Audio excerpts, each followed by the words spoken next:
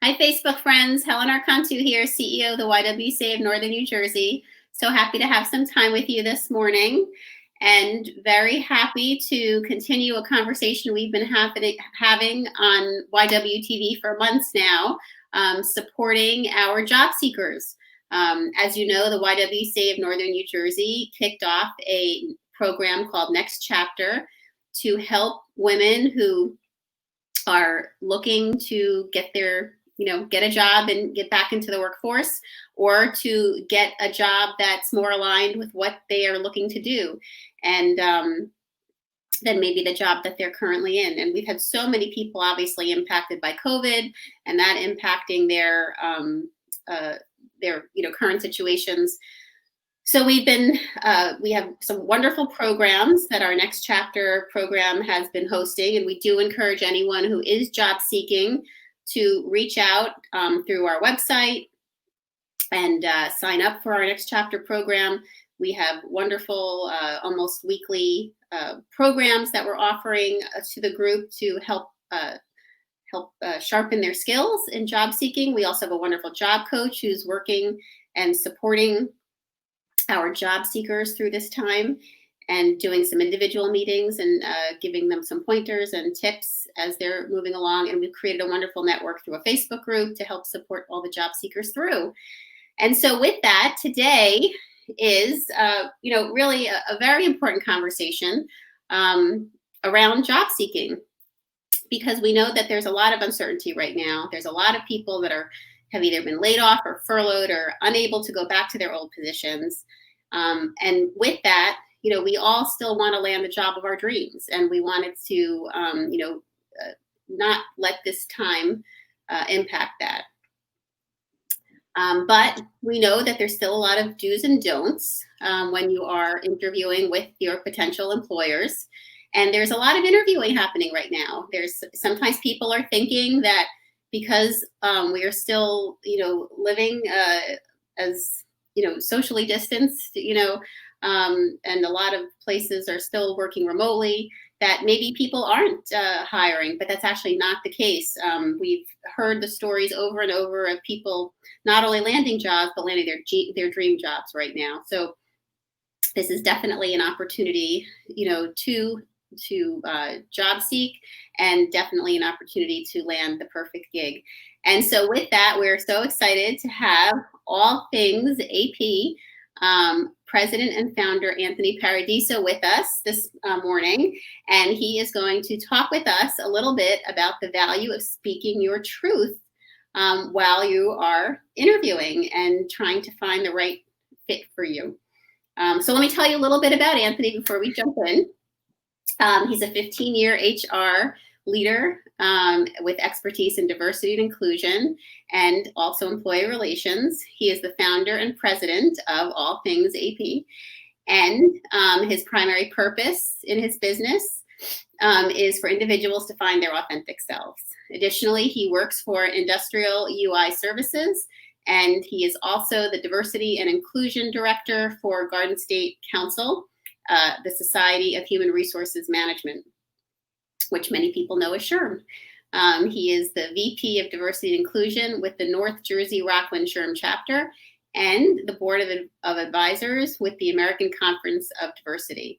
He's given a number of presentations about employee relations, D&I, inclusion, being your authentic self, unconscious bias, and he's also facilitated many workshops around diversity and inclusion that include the Privilege Walk. Anthony himself has written a number of articles for SHRM, and he is also a commissioner on the Bergen County Human Relations Commission. Welcome, Anthony. Thank you. Welcome. Hello. How are you? I'm good, and I'm so happy to have you here. What an important topic. And before we jump into it, in case anyone has a question, I saw you nodding your head when I said it. Are people hiring right now? What's going on? Oh, yeah, it's busy. People are definitely hiring. It's different now. People are going through a lot of the virtual hiring process. So recruiters are learning, and recruiters in the HR world are themselves learning how to go about doing it, because now it's all virtual, and you go through that whole process. You go through usually the process is you speak to the recruiter who put the position up, then you speak to the hiring manager, and then so forth and so on. So it could take a good solid 2 months before you actually even hear whether or not you got the position. So it could be definitely challenging and definitely frustrating. So I definitely feel I feel for the job seekers, because it's tough out there. But there are positions out there, so there is hope. Mm-hmm. I mean, it's just really a matter of just being patient, and kind of just letting things, I guess, just letting things happen naturally, and not trying to push or rush it, or the job will come. I promise you. Well, that's great advice, to kind of let the whole thing unfold naturally. With that, before, as we're jumping into this conversation about kind of living your truth, very often with the current hiring process from the employer side, and then they decide, how during an interview, if an employee's skills align with their company needs. Can you talk a little bit about that process and what that is like? As far as, just as far as as far as the hiring process. Yeah. What that process is like. Yes, Now, how? about it being virtual now, so a lot of it's happening like this, Yeah. on Zoom or some kind of platform like that. But it sounds like, in some ways, there's still a lot of traditional pieces in place. Oh yeah. Virtual aspect is Well, now. definitely, you still want to, the focus obviously is on the person who's the interviewee is the focus. The hiring person wants to get to know you more, your skills and your education, your background and whatnot. So that's all the same. The information or the knowledge or the back and forth speaking is the same. It's just a matter of now you're in a virtual setting.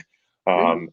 So you still want to arrive on time. I usually say even early, to try to do 10 minutes earlier, just to make sure your connection is good. They always say sometimes shutting off your Wi-Fi system down and like rebooting it is a good way, because sometimes it kind of helps any stagnant I guess communication and whatnot. So they do recommend that, and so you don't want to jump on exactly at like if your interview is at 3 o'clock or whatever, you don't want to go on exactly 3.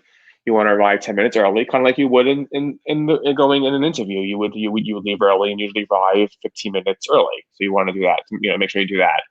The other thing is, dress. Dress. I don't. Again, it depends on the position you're going for. I usually, I've been interview.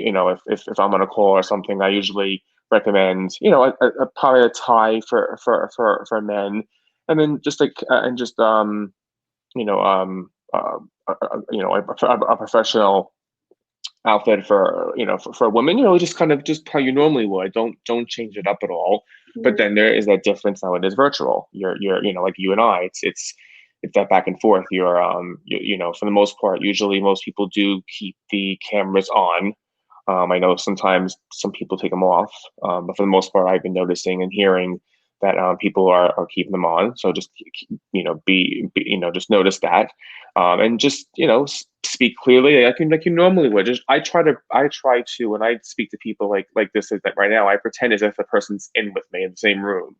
But it's different for me also. I'm doing this all day long, so I kind of am very used to it. Whereas someone who isn't, I was just reading an article on people that are looking for jobs now. That 20-minute call they have with the recruiter is so important to them. They're really practicing and really looking forward and really wanting to achieve great things within that 20-minute call with that recruiter about the position.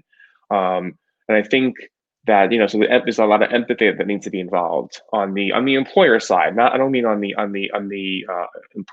job seeker side, but it's hard, and you want to the employers need to have that empathy, because there are job seekers out there. And again, like I said, they apply for a job online, and their email, they're given a call about a potential interview date and whatnot. They're practicing so hard for that.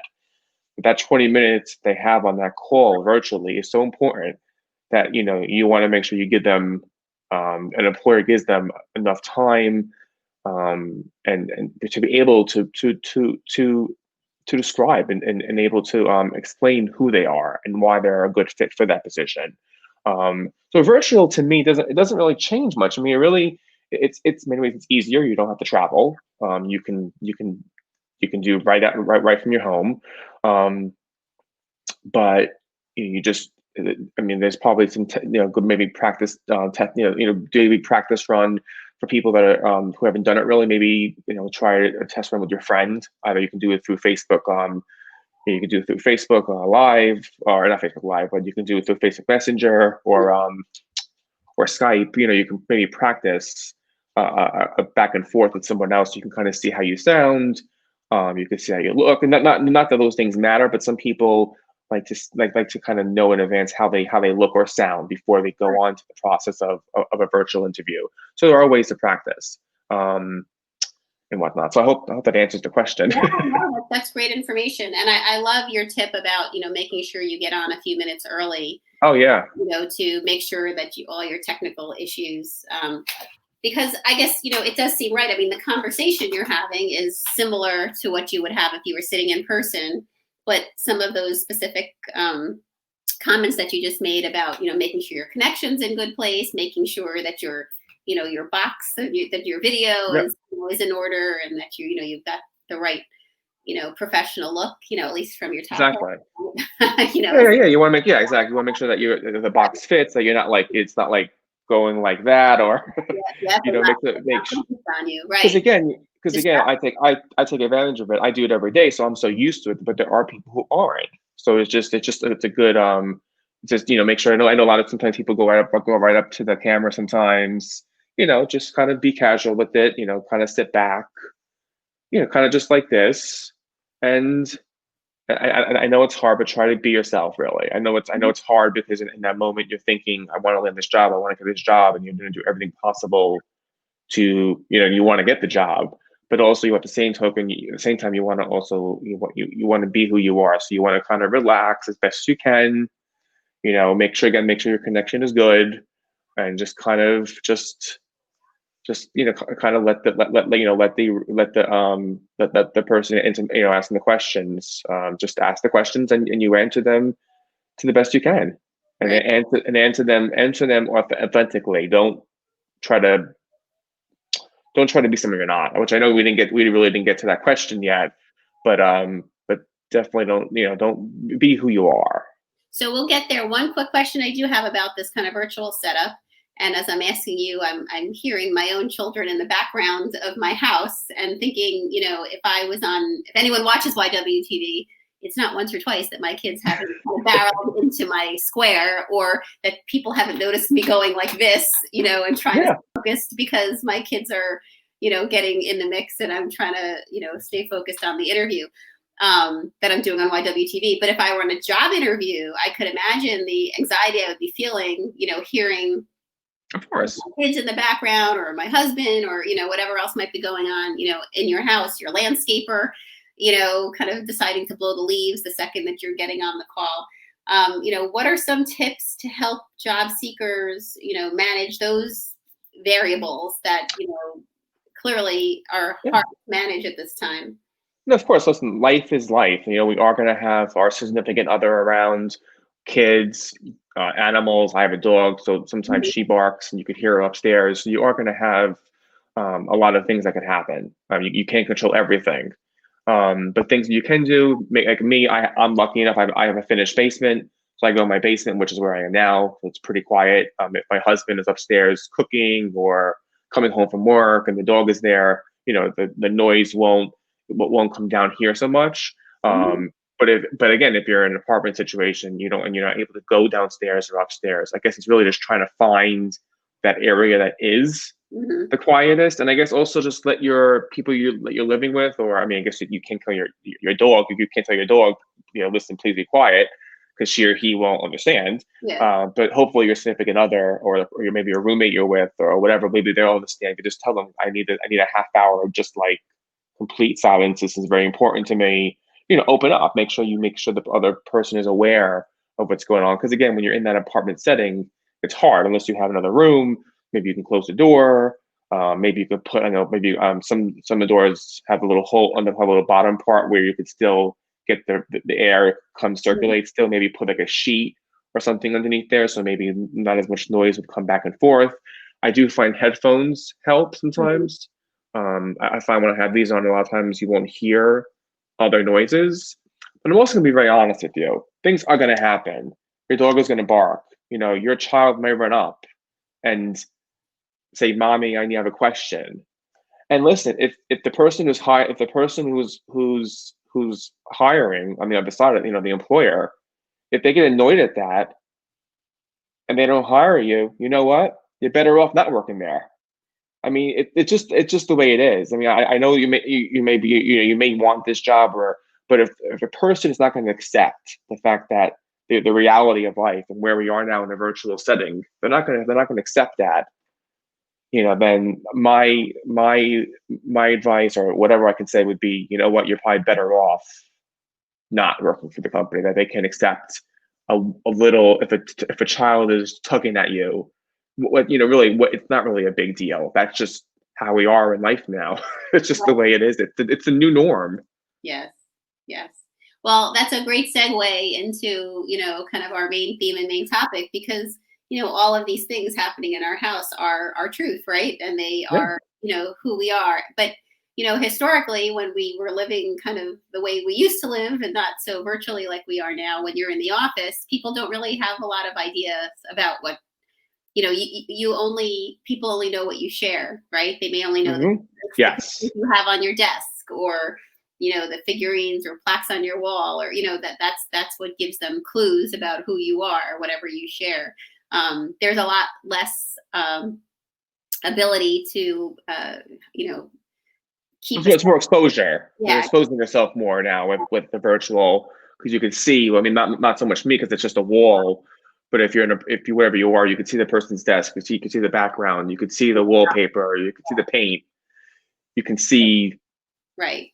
It's more personal. Right. So it gives a lot more information. So along those lines then, because, and that's the topic of the conversation, and, for today's YWTV conversation is living your truth. And, how do you integrate the reality of your life, right? And how much do you, and how much should you, integrate into your conversations with employers when you're job seeking?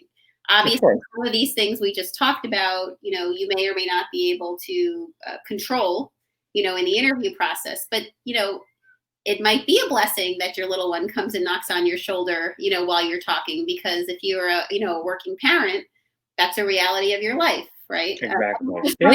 There's many more. So, yeah, I'd love to hear your thoughts on that. Yeah, I mean, there's certain things. There's a lot of things you can't control. There's certain things you can control. I mean, if you're in a desk situation, or your background, is maybe your kitchen, and that's what you use as your background. Make sure the kitchen is, make sure it's not like it's piling up. Make sure it's, at least somewhat. I don't want to say it has to be perfectly spotless, but make sure it's neat. I mean, or at least neatly. I mean, again, if you have kids, they may have cereal bowls, and there's certain things you just and they might do it right when you're on your call, so you can't even help it and you can't get up to. I mean, I guess you could get up during the interview and fix it, but you're probably not going to want to do that. So there are things you're not going to be able to control, but definitely trying to tidy up the area that you're in. Making sure the space that you're in also is your space. Making sure that you own the space in the sense of you feel comfortable where you're at. Make sure again, like noise wise, make sure that it's with the least noise is, but also just being comfortable. It's because now you're working at home, or you're home now looking for work. You want to make sure where you're at is your comfortable station. Making sure that that when making sure that it's your own, that you and as far as embracing who you are, like you said, you may have your kid might come up and tug on your shirt.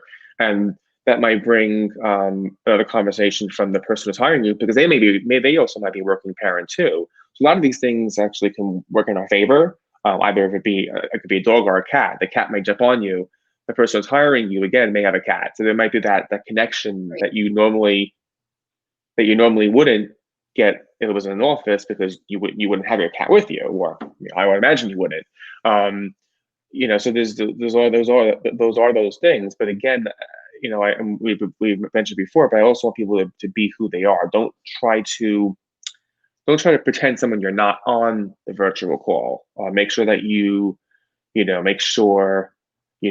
wear what you normally wear. Don't try to, like, when I mean normally wear it to an interview. Don't, if you normally would do your hair, I would do it as if you going on an interview, but just do it the way you wear it at your computer. I guess in a sense you don't have to do the bottom half, I guess, because technically no one can see that part. So I guess you could just do. So right now I have shorts on. No one would know that. I just have a sweater right now. So you can kind of play with that, obviously, which again works. Which is the great thing about virtual. We have this. We could be actually comfortable actually on an interview. A lot of times when you go on an interview in person, it's uncomfortable to be in the suit, and especially in the summertime, it's hot and you're sweating. There's a lot of positives with the virtual situation, because it is much more comforting. Mm-hmm. So I think we just need to, but again, just embrace who you are. I have a husband, so I do bring that up often in my interviews, so people know that I am gay, and then I have a husband. I like the person to know, just because I don't want to work for an organization that doesn't accept, LGBTQ values or whatnot. So I do kind of point those things out. And 20 years ago, I would never have done that. I would have avoided the word husband or partner or whatever, because I wouldn't want to be seen as a gay person. But now I'm constantly saying it over and over again, maybe a little too much. But if you're a person who is gay, you can say your husband on the virtual call, if you're or your partner, whichever the case may be. Be who you are. Don't try to hide things. Because again, like I guess I'm not sure if it's harsh or not, but if the organization hears it and they don't like that, you're better off not being there. You're better off getting the next job, because you are going to get the job eventually. You're going to find everything, at least how I say, everything works in its place. Things may be hard in the very beginning, but things, because I myself, and about 15 years or so ago, I was looking for a job, and it took me a long time, and I was, it was just painful to go through that process. It was very emotional. But eventually I landed where I was supposed to be. And I think we're all going to get there. We're all going to land where we want to be. It may take a year or 6 months or 4 months, but eventually we're going to get where we're supposed to get. It may take some tears. It's going to be hard times, but I do think we'll get there. And I think being who you are, being your authentic self, helps you get there. Don't be someone you're not. Don't avoid, again, if you're a part of the LGBTQ community, don't avoid saying, your husband to the person who's interviewing you. If you have a gay symbol on your wall, don't remove it. Keep it. Don't remove things that actually mean something to you. Mm-hmm. If it's derogatory, or if it's a bad thing, then yeah, remove it, or you shouldn't have in the first place. But if a lot of people have pictures, I'd say keep them. Don't show who you are. You want the person hiring to know who you are. And I'll say it again, if they don't like it, then they're losing out, because the employer, I'm sure that person who's hiring would have been a great asset to that company. So this is wonderful, and I'm so glad that you're sharing that, and helping people, give people language, that maybe are not yet comfortable, with broaching some of these conversations in a job interview. I know that there's always been that. I know growing up, my parents would always say to me, just get the job, and then you can worry about the other things later. But like you're saying, very often, if you're not living your truth on the interview, then later you may end up, being stuck in a situation where the things that are important to you are not as important to your employer, and, it becomes a conflict. Interesting right now too. I mean, everyone's working. I mean, so many people are working virtually right now, and but normally when people are working more traditionally, I think that one of the things that we've heard a lot from, women that have been job seeking in our organization. One is obviously living their truth and, having conversations and being able to share some of, what you're talking about. The other piece is, being able to talk to them, upfront during the interview process about flexibility around work because of children, because of family responsibilities, and, how to integrate that. And if that's something that, when and how do you introduce, those things. And now, as we're living virtually, I mean, a lot of parents are supporting virtual learning. And virtual learning is happening, between, 8 and 3. And that's also a big chunk of the workday. So, give us some tips. How do you broach those pieces of the conversation as well? You so, wonderfully explained, how you share, your, about your husband and, some of the tips that you use and have used. Just try to think about some other situations too that people struggle with in terms of sharing their truths. So you mentioned like when you have kids. I mean, and that's certainly an issue now. A lot of kids are virtual. Let me also say, sometimes we also have elders we're taking care of now too. Yeah, I have my 90-year-old aunt that lives here. So no, it's not just when I say, I mean, any circumstance, but it's a circumstance, either it could be an elderly person or it can be your kid or what have you. You do need to bring to the attention to the employer that, that things are going to be, that things are going, that you are going to need flexibility. I wouldn't necessarily do that right in the beginning. I don't know if I would do that right in the first round, because the first round really is more of getting to know what the position is about, having the recruiter get to know you, just trying to make sure that things are kind of, it's almost like salary too. You wouldn't really ask salary in the beginning part. It's not what we do. But by the midpoint, you definitely want to share with them that I do have the situation, and I do need some flexibility. Explain to me how that would work. So if your school is going all virtual, and you as a parent need to be home when your kids are home, because right now it's 2 days in, usually kids are in and 3 days off, or 3 days off, meaning that they're virtually from school, virtually at home. Seeing if employers will work with you as far as giving you that flexibility, working from home while your kids are there, and then maybe working in the actual workplace when your kids are at school, or it's even other situations too, like even my example with my aunt. She's 91. I don't want to expose COVID to her at all. So me personally, I'm more comfortable working from home virtually for 100%. And I'm lucky enough where I can do that. Some people cannot. So it's more compromising with the organization, the employer, to figure out how you can do that. Maybe working in an office that's not as exposed. I mean, again, it depends on what company it is, if they're big or small. But maybe if they do want to have you like come in at least 2 days of a 5-day work week, maybe working somewhere where it's not exposed. Again, also depends on traveling. Yeah.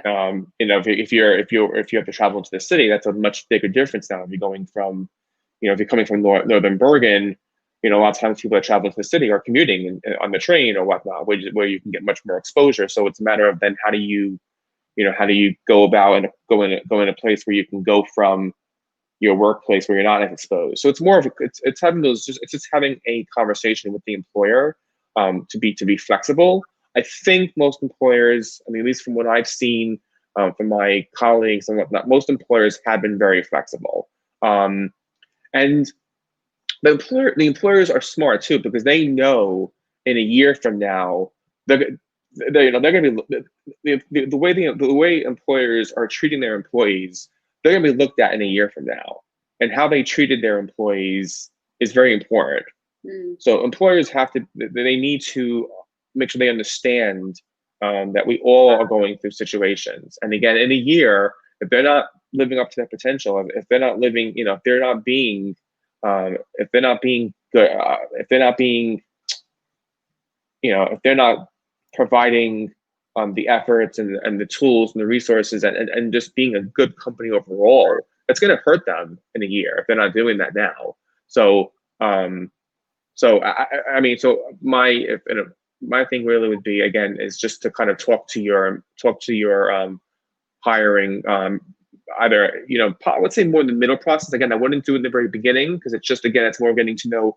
Don't forget too, it's very important, just as much as they're interviewing you, you're interviewing them as well. It's not it's 50-50. There's this thing now where people think, I'm being interviewed, so I need to make sure that I'm good. No, it's not. That isn't the case. The employer also is lucky to have you and your time right now to do this. You're also giving your time, your half hour or an hour time with this interview. So you want it when you're in the interviewing process, kind of remember that you're also you're kind of, you're also interviewing them on what the position is about, what their organization is about, anything that you find if you do research online about them, asking questions that you find either concerning or things that you liked. Even regarding the flexibility, regarding your how your life is, and what you need, what things you need when you work for the employer. Asking them, interviewing them, and asking them, what are you going to do about this? Mm-hmm. So it's not just one sided. It's both sides. It's 50-50. And I think it's very important that the job seekers realize that their time is valuable as well. Well, I want to thank you for coaching us on that important point, because it's good to know that these are conversations that we can have. It's also good to know when to have them, in the interview process, and that there is a better time to introduce them, than others. Yeah. So and you also, and there's definitely no rule. You even can do it. And maybe if you, normally I wouldn't say not to, but sometimes in the very beginning process, a lot of times the recruiting person will actually may email you a few questions, such as salary and whatnot, to make sure that you're a right fit. If you wanted the salary is above what the position is, they want to go through the interview process. You could ask in there too. You can give them your situation if you feel comfortable doing that. And again, it really depends on the company and the way things are going, but there's no rule that it has to be. I would recommend more in the middle, but when you're in the middle process of it, but there's nothing against doing right in the very beginning in an email, because if they're not going to honor, if they're not going to honor and give you that flexibility, then it's probably really a waste of time to go forward. Yeah. Well, that's great advice, Anthony. We thank you so much. You really provide such a great framework for our job seekers to, give them that confidence to, make sure that we're living our truths, in our workplace, and that we're starting that process early on in the interview process. And so many great tips here. For those of you watching, if there's someone in your life that you wish had heard this conversation, but they weren't watching with you today, do not despair. This lives on our Facebook page. You can share the tape with them, the taping of the show through Facebook.